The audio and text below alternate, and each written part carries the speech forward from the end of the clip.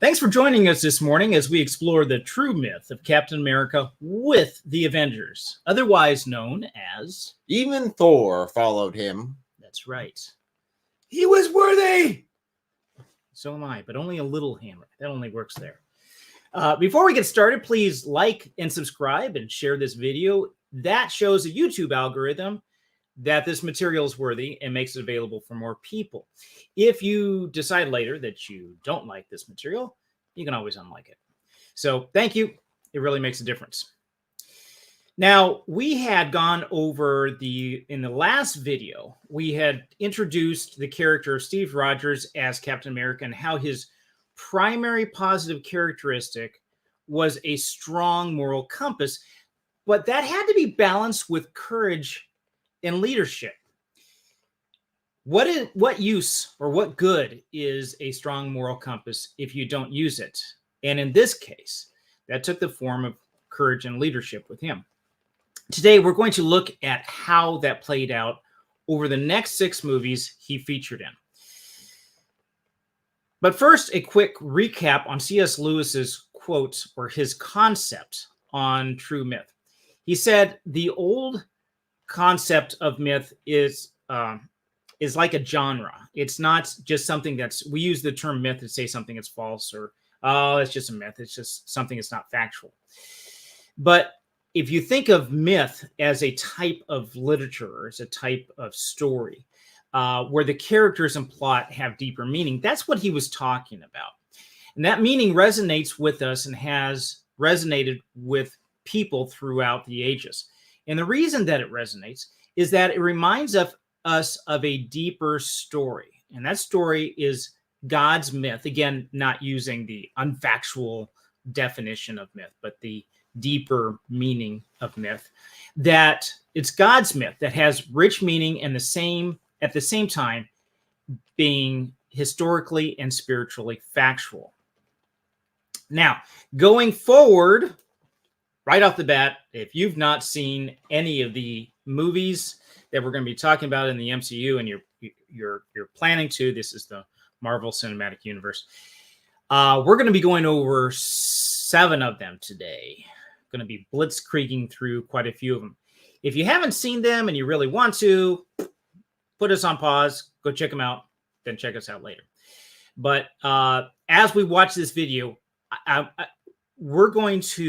like you to keep an eye out for how Captain America handles courage and leadership. Now, this is a video where it's just basically a montage of each of the videos each of the movies that he was in. And we looked at the first one, Captain America, the First Avenger, in the previous video. We're going to kind of briefly talk about that, and then we're going to hit the others. So without further ado. Just give me a chance. Sorry, son. You just don't know when to give up. I could do this all day. Do you have something against running away? You start running, they'll never let you stop. There are men laying down their lives. I got no right to do any less than them. A super soldier. When you brought a 90-pound asthmatic onto my army base, I let it slide. I am looking for qualities beyond the physical. You win wars with guts. Grenade! Everybody down! Is this a test? He's still skinny.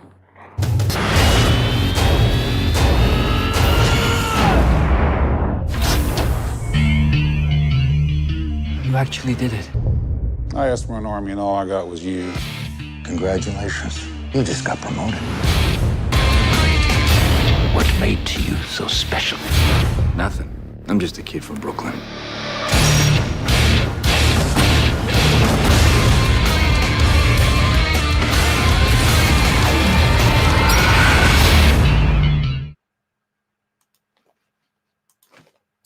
So this is of these we have. What are the characteristics that we saw in this last one? This first movie before. The first movie was his strong moral character. There really wasn't much character development. Right. I mean, the character really didn't change much other than just the physical. Right. Because he already had the good traits at the beginning. He just didn't have the power to use or apply those good traits in a way that would be heroic. And that's why he was chosen. Yes. And so we have courage, we have humility, and self-sacrifice that are demonstrated in even the wimpy, skinny Steve Rogers. Right? Yep. I can do this all day. That's right. That's right. So I'm going to take a look at the comments we have already on here. And yes, indeed. Cowboy's back. Ready to go. Isgul, morning, afternoon, evening. Yeah, we got people from all around the world watching, so it could be at any time that we have here. Let's see.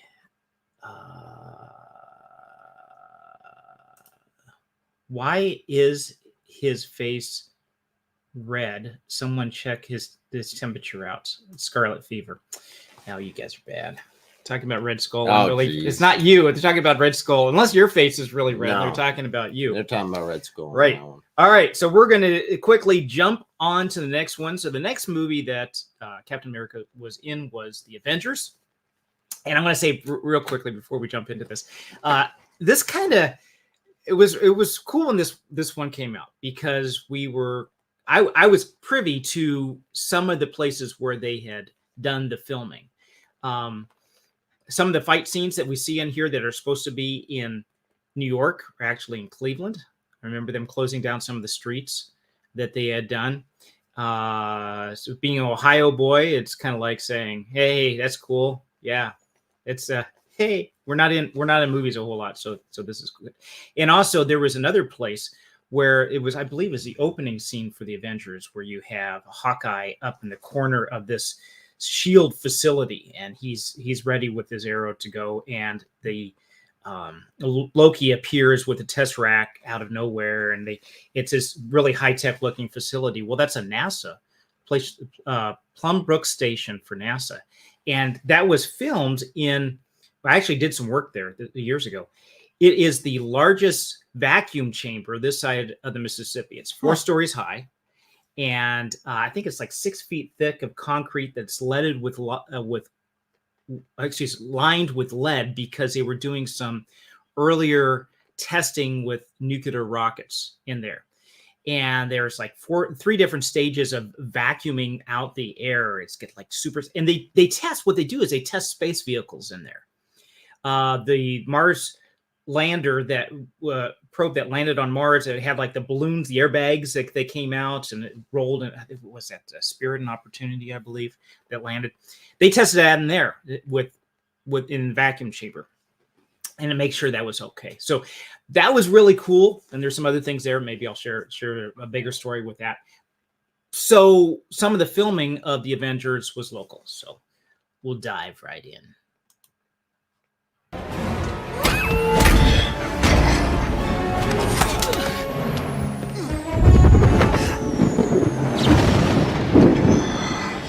Now there's that guy. I'd sit this one out, Cap. I don't see how I can. These guys come from legend. They're basically gods. There's only one God, man. And I'm pretty sure he doesn't dress like that. We're not a team. We're a time bomb.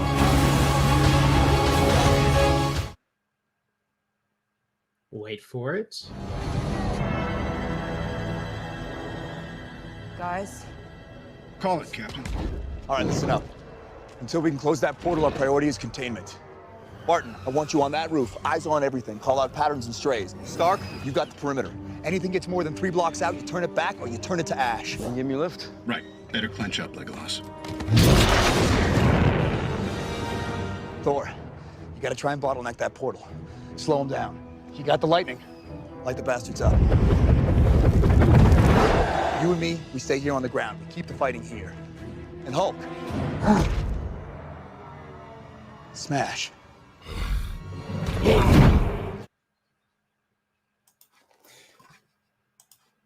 So this is broken up into 3 different scenes. The first scene, gotta love it. There's only one God, ma'am. I'm sure he doesn't dress like that. So I don't know. Captain America is supposed to be a Christian, but he's got some really good qualities there. there's the other two scenes show a different contrast. Remember, we're looking for leadership in this, and then we're going to compare this to the leadership of Jesus. How does Jesus show leadership? Does he show leadership when he was here on earth? So the first scene for leadership was, we need a team. We're not a team. We're messed up. We're a time bomb. And so comparing that then to later in the movie, where they do come together and they coalesce as a team. Now, when they do, who are they following on this? Obviously, Captain America. Obviously, Captain America. There and who is the most powerful in this group of Avengers here? Who would you say is the most powerful? That's a toss-up. You'd have to go with either Hulk or Thor. Okay. In my book, at least. Okay. Hulk or Thor, and they could really, I mean, if they wanted to, they could crush Captain America, right? He's nothing potentially. He's nothing more than a soldier souped up on steroids. Basically. Yeah. So you have those guys can crush him. But they follow him anyway. And the question is, why? What is a characteristic that he has that they would follow? And I'm going to put that out to the live chat here. See what you guys say about what characteristics are important to are unique to Captain America that make him a leader within this group. And I'll start off by adding one thing, and that is that when you are not a follower of the crowd, you just don't go with everybody else. It's the latest trend. You put the, whatever it is, in your Facebook avatar, you just go with the latest, or you just follow the crowd in your social groups or whatever. If you stand firm on your morals and your principles, even when the rest of the world is buffeting against you and making fun of you. I've had experiences where people have kind of scoffed at me, made fun of me, just kind of ostracized or whatever. But when things go really crazy and that the flow of that crowd just goes right off a cliff because they don't have the anchor of morality that we do with God and with Jesus Christ, they'll just go nuts on some things. And when that happens and there's disaster, oftentimes those people have asked for help. They've asked for counseling, or you wanted to get some advice or wanted to know. It's because you are different, they will be coming to you to say, hey man, what are your thoughts? Or even on occasion, people ask you to pray for them because you have chosen not to go with everybody else on this. And so I think that's a quality of a leader on this too. Would you, I don't know, would you agree with that? I would agree with it, yeah. Would you want to add anything to that? I don't want to take away from the chat too much. No. You say you're going to give them one. I don't want to start, because I got a couple. Okay. Well, we got one here from Christ Opportunity God. He says, let me back up just a little bit here because I think there might have been something else that he added. He said, God gives the hardest battles to his super soldiers. Ooh. I guess maybe that's encouragement to anytime if you're going through a struggle, it's like, why is the world falling apart? Everything's going bad. God must hate me. No, he doesn't. He prunes those he loves, right? He's going to give you some hardship. And like you say, that's for the super soldiers. You think about a soldier, man, he's got to go through all the training, right? Yep. It's not easy. Imagine going to boot camp and they give you a cushy little pillow, a remote control, say, here, watch whatever videos you do. We're going to bring you some popcorn, some Danishes. In fact, you can eat all the Danishes you want.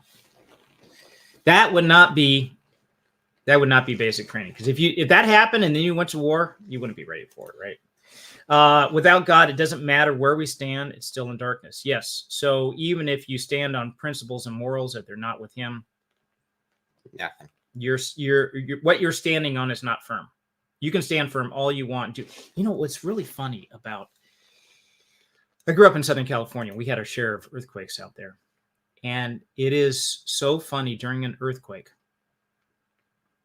Everybody, even atheists, when the ground beneath your feet starts to shake and what you depend on as being firm and solid, the very world itself that you stand on, starts to give way a little bit.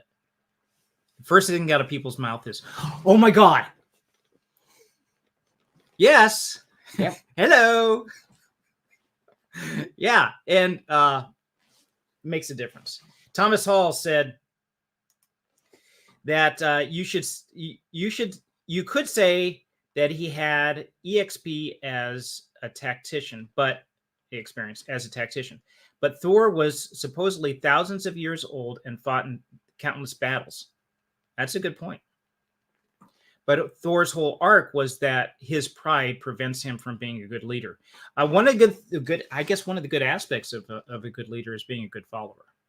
Yep.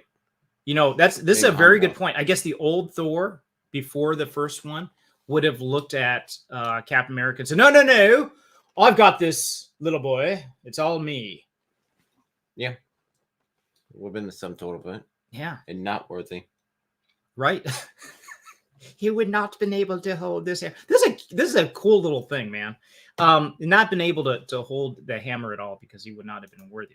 That's a great example. So, Captain America: Winter Soldier. Let's take a look at that one. Hey, pick on somebody your own size.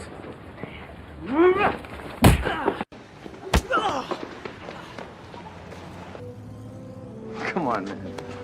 Little backstory on who Bucky was. I get you cleaned up. Man. I see your top squad is prepping for duty. You don't like music? Then what are we waiting for? Yes, ma'am. I'll be there. I'm invisible. I'm turning into you. It's like a horrible dream. Remember when I made you ride the cyclone at Coney Island? Yeah, and I threw up. This isn't payback, is it? Now, why would I do that? Kill him now!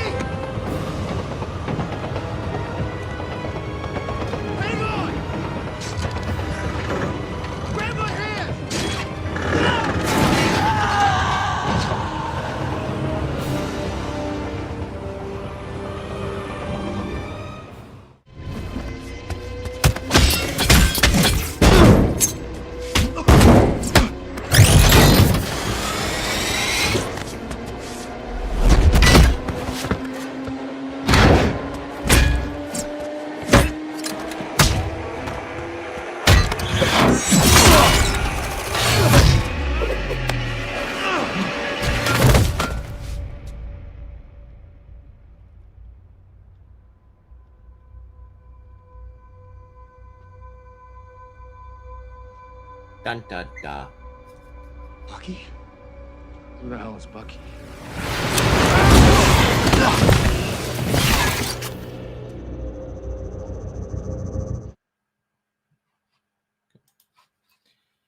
I gotta admit, he's one of the more interesting villains. Oh, Bucky was? Yes. In the series because of the back history. I think it really hits home then when he finds out who killed Tony Stark's parents. Oh, yeah. That was tough, man. You got that. You got, for Captain America, this would definitely be a hardship because you have your best friend there. You have to deal with the consequences of him being, well, evil, but still have to do what is right. Yeah. Yeah. In spite of that. This is hard. This is a great storyline because it really shows the tension between the two, because here you have Steve Rogers wanting to do what's right, but you still have this loyalty to your friend. It's like, I got to pull him out of this. I got to wake him up. And he's willing even to sacrifice himself. I tried to pull in another clip for with the final fight scene between the two of them, but it wouldn't work. But here you have, it's like, where do you draw the line? At what point do you look at your friend and say, dude, I can't help you anymore. I can't go any further with you. It's not, you've crossed the line too many times. Right. I think you would eventually come to this, but his desire for that friendship and his loyalty was able to help Bucky pull him back. eventually Bucky does come around and ends up being an asset for the team. And there's something to be said here too about when you sin and when there is that sense of betrayal, even though that God forgives you and you have that forgiveness with him, if there's repentance, repent. I mean, you got to turn around. But even though you have that with God, there's still consequences that you need to go through. Not so much because of him, but just because of life itself. If you betrayed people, I don't know if you're ever going to get some of that back from some people. Some people say it never, and those doors are forever closed. You're never going to be able to have a relationship with them. So how does, when we reflect on this a little bit on here, how does this show Christ's desire for our relationship with us? I think it does a pretty good job. I mean, it deals with forgiveness. It deals with him being able to forgive his friend for basically what he sees at the beginning as a betrayal, and eventually realize, oh shoot, he feels that I betrayed him at one point. Yeah. So it deals with forgiveness. It deals with pursuing a relationship. Now, we're not talking about any sort of sexual relationship. We're talking about friendship relationship. Pursuing that friendship in spite of pain and suffering. Even though it's going to cost you, you're still trying to pursue it and still trying to get their best. Still trying to get them to the best place they can be. Right. In that final battle with Bucky, he was willing to just say, I will fight to the death for you so that you can turn around. And that's why I was hoping really to be able to show that scene, but I can't. So turning to the comments then, we had the guys from Brooklyn even back then have nice manners. I don't know. I'm not from New York, so I can't say. But maybe if we have somebody from New York, they can chime in on that one. Man, I do miss the times when Marvel wasn't garbage. Oh yeah. Yeah, that would be. I mean, I had a poll out a while back asking if there was superhero fatigue, and the answer is yes, there is. And I think we're ready for different types of stories right now, especially with the Phase 5 Marvel and so forth. With just really, it's gone downhill. The MCU, oh my gosh, there's so much good material here that you could go for, but. You know what? Maybe in the future it'll pull itself out, but I think that it might be done. It would be nice to be able to see this again. So we're going on to the next one. This is Avengers: Age of Ultron. Again, we're looking for where leadership characteristics that we see in Captain America, where he pulls that out of these different movies. So we've hit loyalty. We've hit the first one, being able to take command. Has that ability, right, to pull a team together. We have his loyalty to his friend. He's willing to be self-sacrificing in order to do what is good for others. Right. I got airborne heading up to the bridge. Cap, you got incoming. Incoming already came in. Stark, you worry about bringing the city back down safely. The rest of us have one job. Tear these things apart. You get hurt, hurt them back. You get killed, walk it off.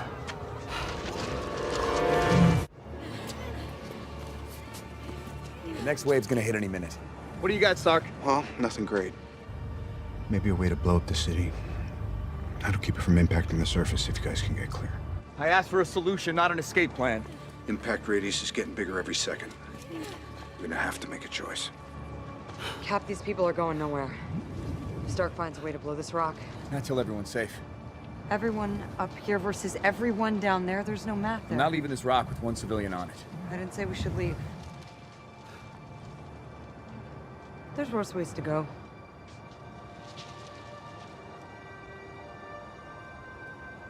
Where else am I gonna get a view like this?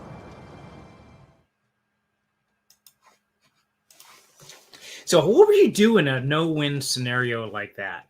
You basically have the people down the city, Slovakia, sorry. And they're being lifted up. Basically, Ultron is going to be using this as a impact weapon that will wipe out biological life on the Earth, and he's going to restart with his prodigy and make it basically some kind of mech society. But what does Captain America do? He says, I'm not going to sacrifice the people up here for the people down there. I'm going to find another solution. I don't know. That's tough. How would you handle that? That's a hard one. This is the hard. This one did a real good job on showing the hard decisions, at least the potential for needing to make the hard decision, where it's like, okay, at what point do you cut your losses? Now, he was saying, we're not going to leave anyone behind. That really does show, again, his character, where it's like, no, I'm not pulling back to safety until everyone else is safe. I will be the last one out of here. Right. Well, he says that to his team too. He says, this is the same for everybody. I guess, which is true, because he is leading and not just Lone Ranger going out and saying, I'm just going to sacrifice myself. He's saying basically everyone on this team is signed up for the same thing. So we're going to push through until it's done. But this is not, here you have a situation where there's no easy answer. It's not in the back of the book where you could look it up and say, okay, it's an odd number problem. So I have the answer in the back of the book and I can find out what the solution is. He could have been wrong. They could have kept going. And instead of sacrificing those, let's say it's 100,000 people that he had in that city to save 8 billion, he chose poorly, and those he could have wiped everybody out, including that 100,000. So it was really a risk. I'm not sure if I would have made that calculation. No, I mean, there is a certain point, even in warfare, that it's like, okay, where the cost is high, but what's the alternative cost? I think a great example of that is the dropping the bombs on Japan during World War II, which of course he missed. He missed that part. He was asleep. Oh, you're talking about Captain America? Yeah. You might have learned something from that. But yeah, the alternative was going from island to island, and the Japanese had already proven that they are willing to allow, not directly kill the civilians, but leave the civilians in such a mental state that they basically kill themselves, which is something that happened on multiple islands as the Americans were coming over. The natives were just throwing themselves off cliffs because they were told about how evil the Americans were coming in. They're going to do all these nasty things to you. They're going, it's better that you just die. Yeah. And America did not want to have to deal with that all the way through Japan, as well as all the costs that would be associated with that. So taking like, okay, we'll go to this extreme. And even then, they still tried to reduce that as much as possible. Yeah. With flyers ahead of time. Hey, be aware of it. This is coming. But of course, we still have one guy who actually went through both nuclear bombs. He was having a very bad day. I would say so. He went to work in the city where they dropped the first one. And then after they dropped the first one and he was able to survive it, he went home and they dropped the second one on him. He had a very bad day. I didn't know that was the case. So here you have a no-win situation with a no-win scenario that he's given, and he makes a decision and sticks to it. I guess that's one aspect of leadership too. You are willing to listen to other people's arguments, and maybe someone does have a better argument, but being wishy-washy, I don't know, I just can't make up my mind on this. You have to be decisive. There's a point of being decisive. Even if you're not 100% sure, you say, okay, we're heading this direction. It's tough. Good or bad?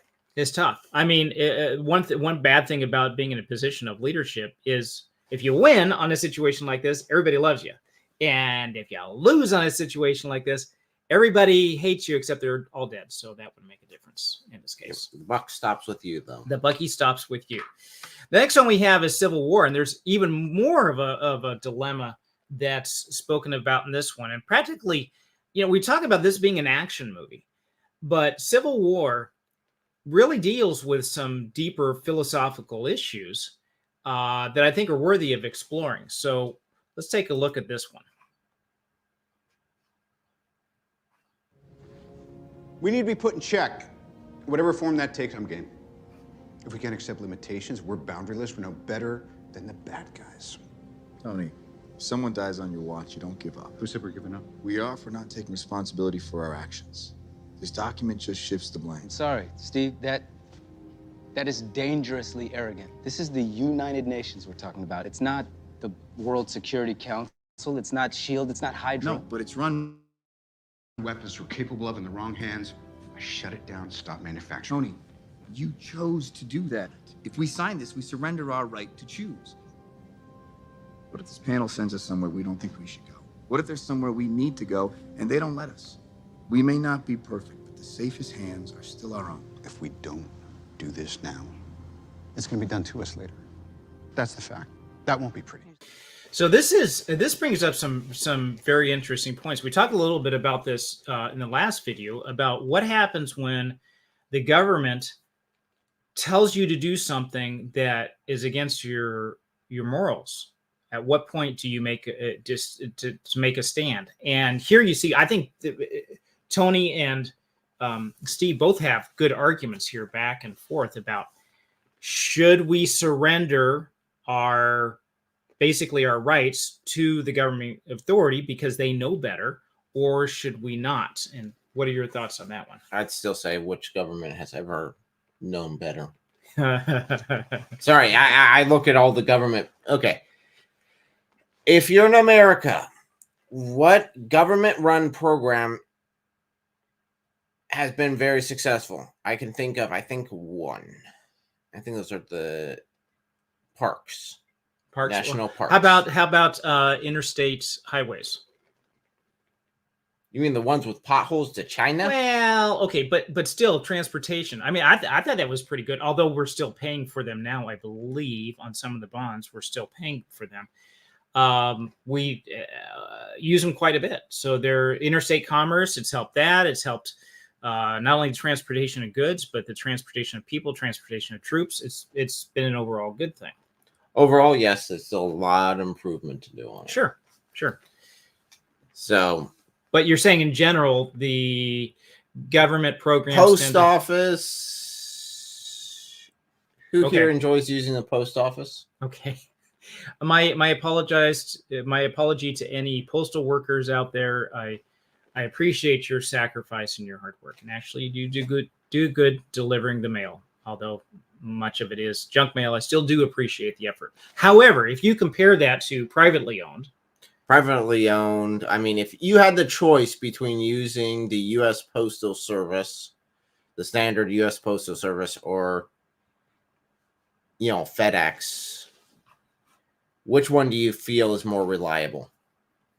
So we could continue to debate on how that goes, but I think it's important as a foundation to ask these deeper questions. At what point do we hand over our rights to the government? And we had this discussion on rights in the last video, talking about how our rights are given to us by God, and the Constitution was a buffer to keep the government from taking those inalienable rights that we already have them.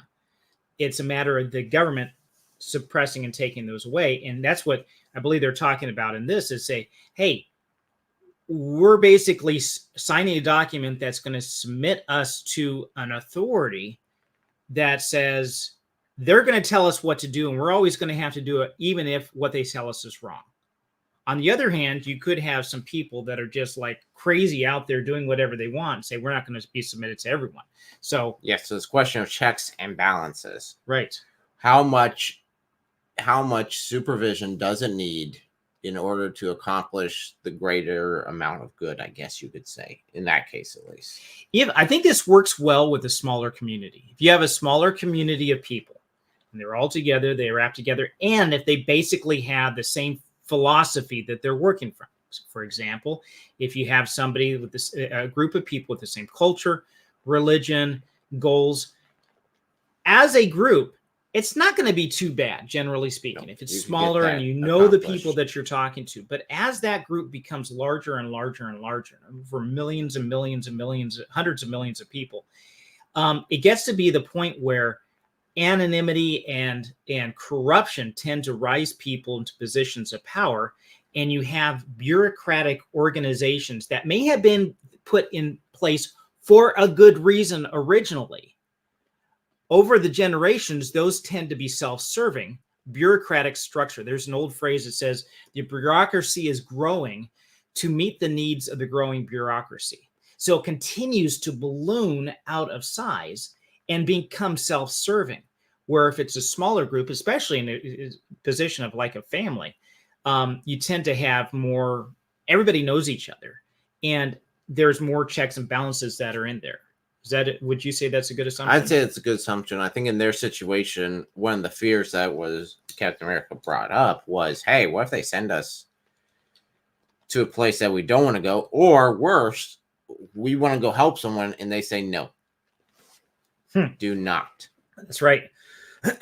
So Thomas Hall said, I'm with Cap on Civil War, but if superheroes did exist, they would be vigilantes. Well, I guess basically they were. That would be like Batman was basically a vigilante, right? Yep. But he worked from but not always. They tried. There was another one with I forget which one it was, but it was another Iron Man where they're saying, "Give us the suit," and he's saying, "I am basically Iron Man." You're talking about a prosthesis. You can't take, that's me. You're wanting to subjugate me. And it's interesting that on this one now, he's taking the opposite point of view in Civil War. I think they kind of had to force that one as far as a writing standpoint goes, because he really,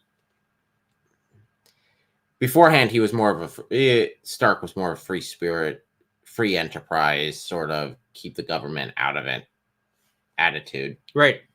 And they kind of had to force that on him in order to make it fit the story. I don't know if it was really forced, because you do see a change of heart. Because like in the very beginning, Iron Man is like all about me. Hey, I'm helping America by building these bombs. I'm helping freedom. Then he gets to the other side of the story. He gets to see what's happening with it. And eventually, like in the scene here, he says, listen, I don't do weapons anymore because of the problems that they cause. Yes, at the hands of politicians. So let's give the power over to the politicians. That's the point. Wait, hold on. I'm back to square one. Right. There was a great line in The Patriots where he stands up and they're debating before the Revolutionary War starts, and they're debating with this. And he says, "Tell me, good sir, why I should exchange one tyrant 3,000 miles away for 3,000 tyrants 1 mile away." And the idea is that you still would be handing over control to someone else. And maybe they're good at making decisions, maybe they're not.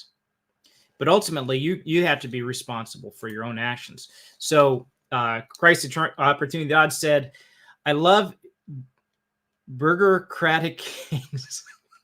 Burgerocratic as opposed to bureaucratic. Yeah. So let's take a look at the next one. And this is Avengers Infinity War.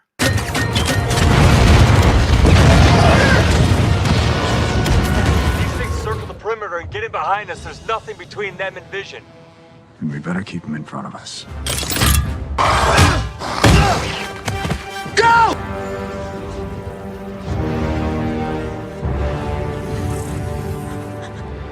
That's him. Eyes up. Stay sharp.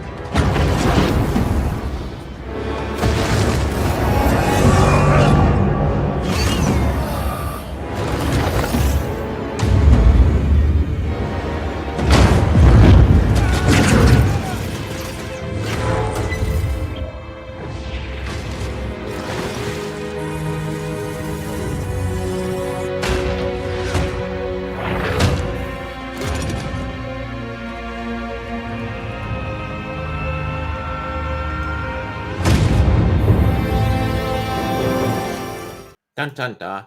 So even after seeing all these top-notch, super-powered guys go after Thanos, he still does and leads the charge. And again, being a leader, you got to be out there in front and be willing to take the flak, just like everybody else, and do that. So, what other ways would you say that in Infinity Wars, Captain America was a good leader?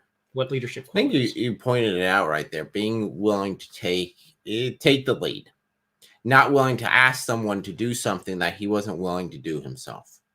I think is a great leadership characteristic, because then okay, if you ask me to do this, there's a reason why behind it, and you're willing to do it too.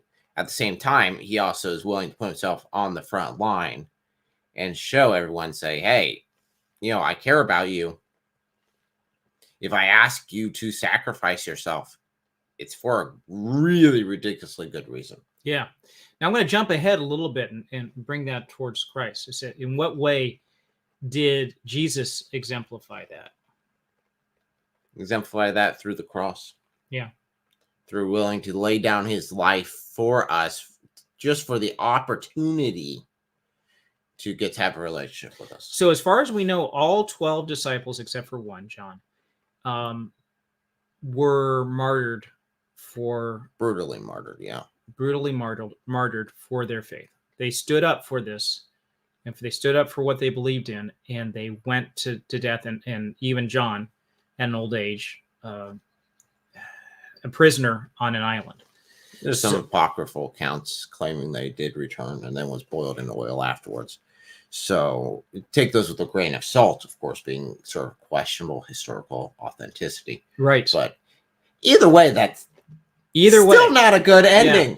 Yeah. And I don't know if they've been willing to do that had their leader, had Jesus, not exemplified it first and then rise from the dead. That gave them the hope that, hey, all we have here is just temporary. And when you put it compare it to eternity, there is such a huge difference. And this is a minuscule amount of time and energy that goes into our short little life here. It's entirely worthy to lay it down for him, to say, here you go. You gave it to me. I'm getting it back.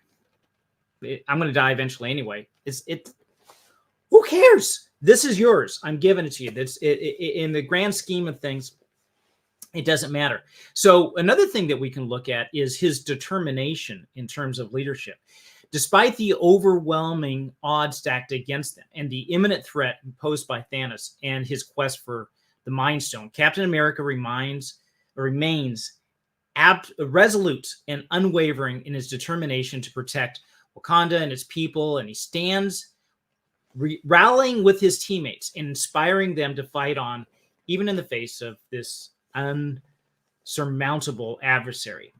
He fearlessly charges into the fray, leading by example and demonstrating unparalleled bravery and resolve. He refuses to back down or retreat, fully committed to the mission at hand and willing to do whatever it takes to defend humanity from the looming threat of Thanos. He could do this all day. Almost. Be willing to do that. He'd be willing to do it all day. Right. So taking a look at a couple of the comments here, one from Thomas Hall says, I never considered, is there a connection between John being the only one at the cross and the only one to live out his life? Ooh. Don't know. Have to do a deeper study into that, but it's an interesting concept. Jesus did say, Peter talking about Jesus giving an example, Peter says, listen, it's not going to, you're going to die. And Peter says, what about this guy? Talking about John. And Jesus said, don't worry about him. I've got that. And don't worry about it. The bigger picture, I'm in charge. It all works out. Be concerned about where you are and where you are with me. But that would be an interesting study to see where that is. It says, April said, welcome, April. They said they believe in the they believed in the promise Jesus told them. Yep. Yeah. Obviously, I mean, if you're willing to die for something, you have to believe it. That's a real test of character right there. I hope that none of us have to go through that we're challenged on a daily level to stand for Christ or betray him. I mean, by the actions we do we go with the crowd? Do we stand out? Do we make a difference? We're all called to lay down our lives, and we try to hold on to our lives like that. We'll lose it. The last one that we're going to look at is Endgame.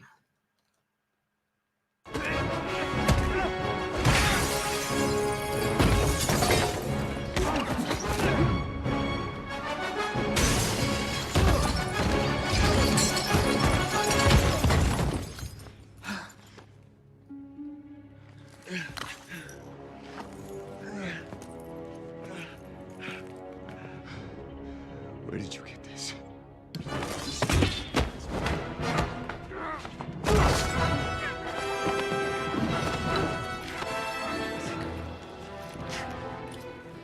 Bucky is alive!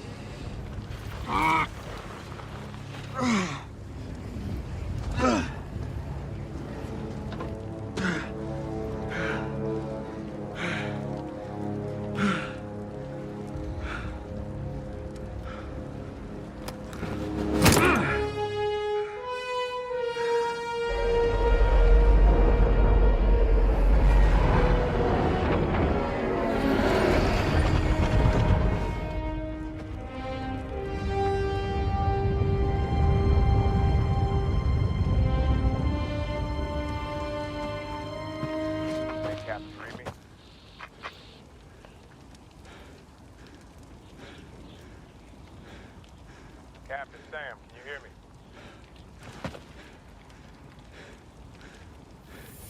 On your left.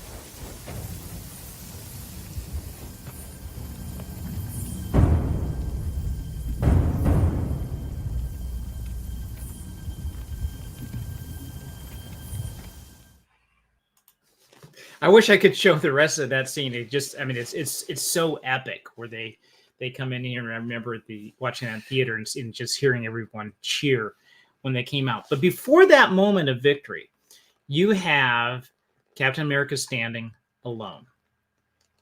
His shield is shattered. He's bruised. He's beaten. He's cut. He's battered. And still, beyond the odds, there was no way that he was single-handedly going to be able to defeat that army that he's facing. And yet he took the courage to go. And I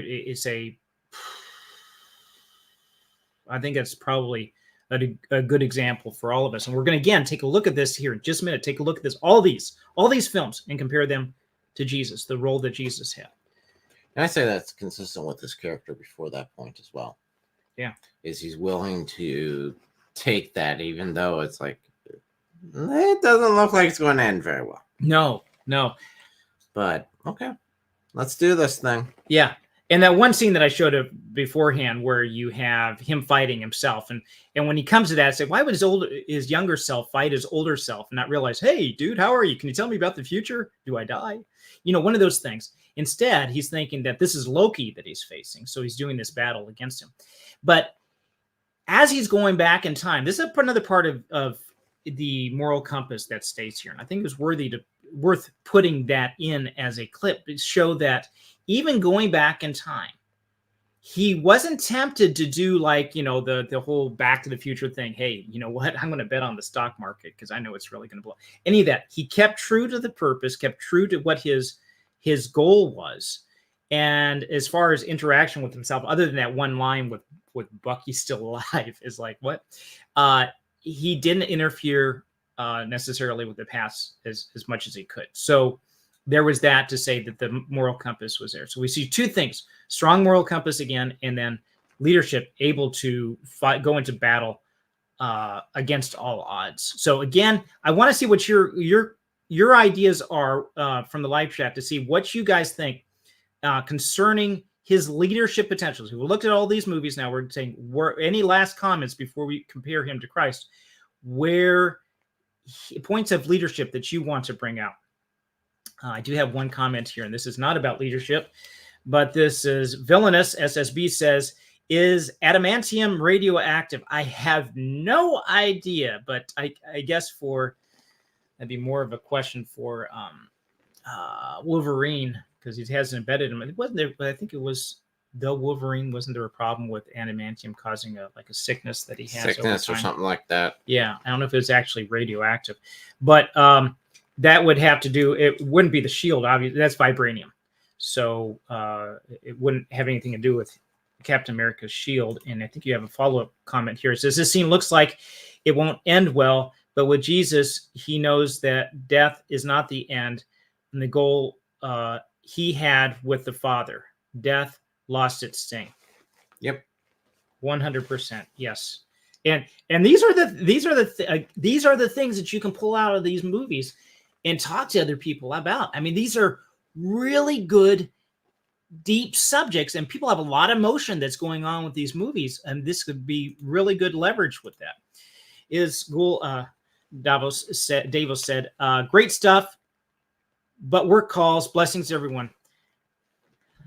Bye. Have a good one. Yes, brother. Thank you for being with Be us safe. and making the comments. You've been fantastic. Kaya, Aura, and hello to all. Kia, Aura? Not sure what that means. Cap was selfless and humble. I think there is a good bit of humility. I don't know if I've ever heard in any of his movies where he's like, dude, come on, I can take you down. No. No, that would be anti his character. He's very humble. It would have been. Now, humility is a balance. Humility is not just your face in the dirt. Humility is recognizing where you are in the relationship to the universe and to God. You know where you are in things. And once we have, there was Hitchhiker's Guide to the Galaxy. There's something called the total perspective vortex. And the idea was that if you look into this thing, great story. Great. I love that, the analogy, the whole thing with that. But if you look into this vortex, it's a great story, but okay. I enjoyed it. Go with there's some interesting concepts. There are some interesting concepts. So he looks into the total perspective vortex, and you see yourself in a relationship to the entire universe. But I would say that you also see yourself in relationship to God. And that would drive someone crazy. Realize how small and insignificant you are. Yes, without God, in relationship to the entire universe, we are so infinitesimally insignificant. It doesn't matter. We are smaller than dust on the back of this earth. We don't know. It's like dividing by infinity. We don't know where the end of the universe is. But if you put God into that perspective as well, and how he created us, he chose us, he was willing to lay down his life for us, that really brings another perspective into this. So yes, we are small compared to everything else in the universe, but we are big in his heart, and that is huge. A couple other comments here. I thought Superman was most like Christ returning. Possibly. There's different aspects of these different types. You almost look at Iron Man. There's aspects of, is there anything redeemable with him? Is some of these heroes that are given, some of this mythology, what aspects of them are like Christ? That's the big question here. Thomas Hall said Superman was loosely based on Moses. I'd have to hear that story. I'd have to dive into that more, yeah. Yeah, that'd be interesting. And Andrew Martin said it's a greeting in Maori. Now that's the language of New Zealand, right? The New Zealand natives. I think so. Kaya like the car and aura like the first parts of oral. So oral. Oh, say car oral. Aura. Car aura. Okay. Cool. Did not know that. Okay, so now we're going to turn, and we've looked at clips from these different movies where Captain America is all this. So now I'm going to ask, this is the big question, okay, all building up to this. In what way does Captain America's leadership and guidance resemble spiritual leadership and teaching from Jesus Christ? And I've broken these up into 5 different parts of leadership. Jesus selected and training the 12. So Jesus intentionally selected 12 disciples to be his closest followers, forming a cohesive team to spread the message and ministry to others. He spent time teaching and training them, equipping them with knowledge and skills they needed to carry out their mission effectively. Now, how does this relate? And I'm going to say right off the bat, I don't think Captain America really qualifies in this. There was maybe some mentoring going on, but most of these people come into this team already had a background. They were already skilled in what they were doing. Yep.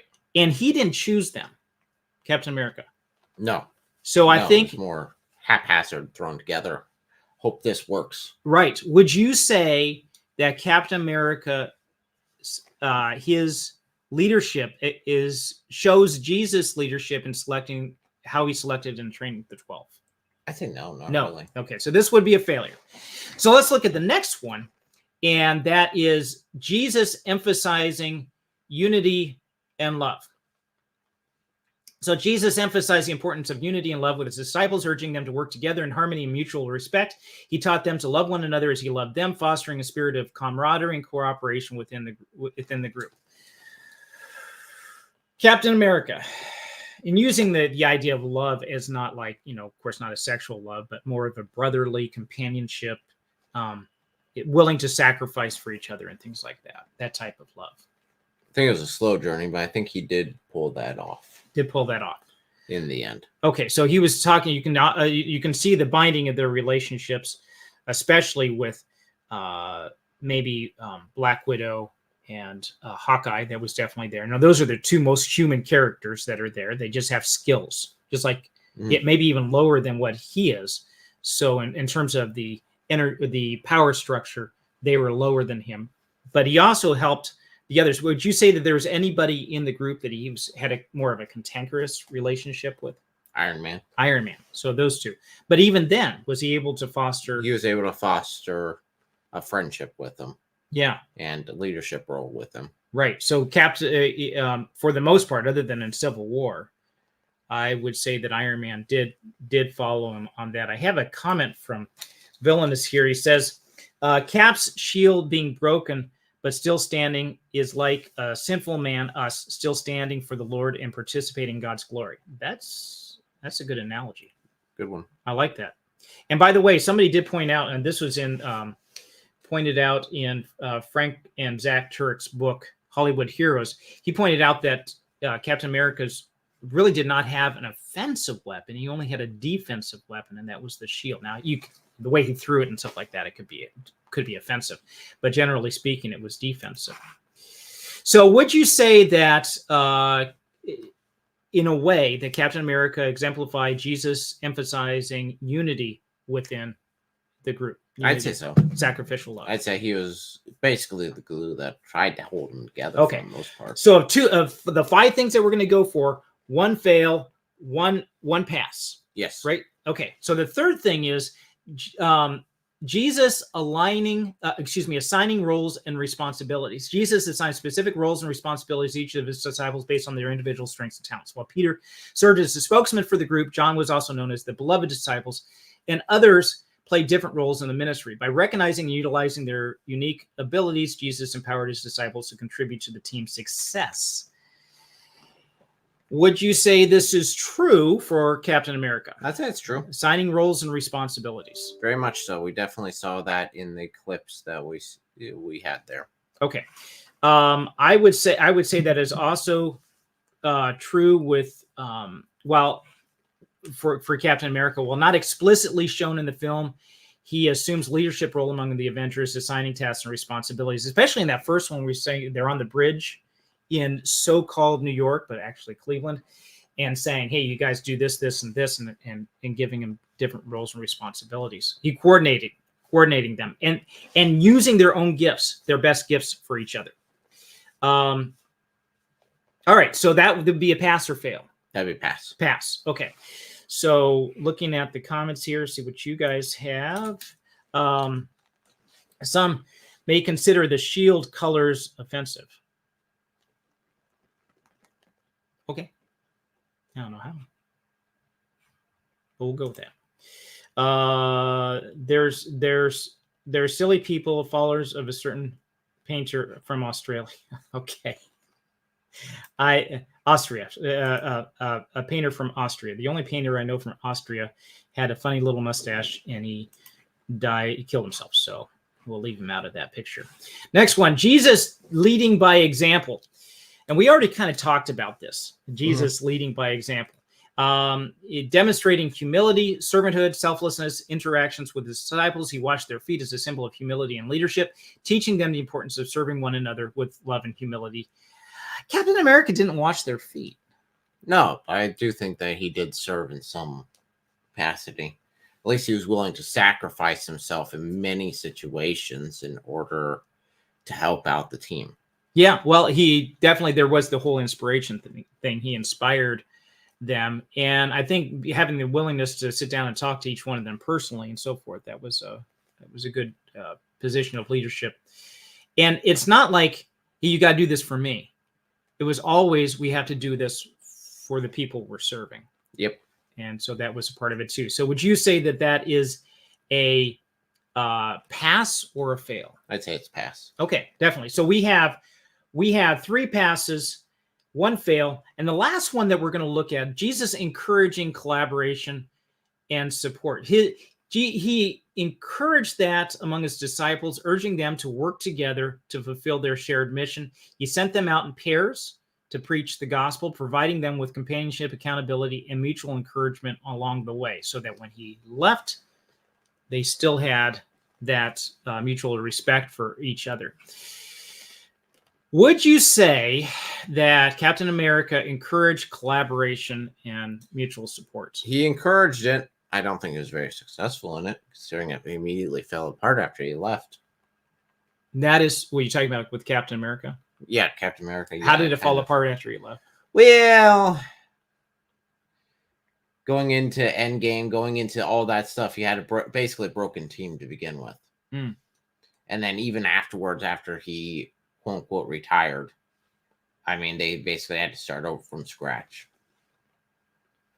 So, that's right. Yeah. Handing the mantle down. I think that had more to do with the writing after Phase 5 for I think it should have ended with Endgame. I think continuing it was quite a big mistake. Yeah, that could be. Throughout the film, Captain America encourages collaboration and support among the Avengers, urging them to work together to overcome challenges and obstacles. He fosters a sense of teamwork and camaraderie, providing encouragement and guidance to his teammates and promoting culture of mutual respect and support. So I think we got 4 out of 5 here. The only thing that he really didn't come forward with was originally calling the members of the team to himself. They were already there, and they were already pretty much trained there. He didn't need to do any specific training with them. So I have a comment from Villainous here. Servant leadership. Yeah, so what is about that? Why is it that Christianity, that Jesus proposed a different type of leadership than what was the world standard? The world standard was, hey, you're the best of the best. Everybody knows it. You make everybody do what needs to be done. Instead, Jesus comes forward and says, if you want to lead, you must serve. And the idea of leading through servanthood was a unique concept. And I think that perhaps Captain America shows that exemplified here. There's also another aspect of Captain America, and just want to pull up, make sure I got the list right. But he also did each of the fruits of the Spirit. Oh. He was loving, joyful. He had peace. He worked with forgiveness, kindness, gentleness, faithfulness, goodness, and self-control. Those were all aspects of his character. Right. From the beginning. Now, granted, he, again, didn't have the power to do that at the very beginning of the first movie, but when he obtained the power, that did not corrupt him either. He kept his character throughout the entire thing. And we see that even in the last movie there. I mean, being willing to stand and be self-sacrificing in order to try to give them more time. That's a really good point. Yeah. So the fruit of the spirit, then, each one of those exemplified. Being, and I think that's one of the things that made Captain America such an attractive character. Okay. For everyone, was that sort of like, okay, you've got all these aspects and they're all good. Yeah. Yeah. Okay. So in the end, Steve Rogers, Captain America, fails to live up to the model of Christ totally, even though Captain America can still be held up as a role model for courage, leadership, devotion, justice, and the fruits of the Spirit. He is a myth, a character made up by Jack Kirby. Jesus Christ, on the other hand, is a real person and is much more than a mere footnote in history. As God, who became flesh, lived among us, died a sacrificial death so that we may have eternal life, he far exceeds anything that Captain America represents. Where Captain America is the myth, Jesus Christ is the true myth.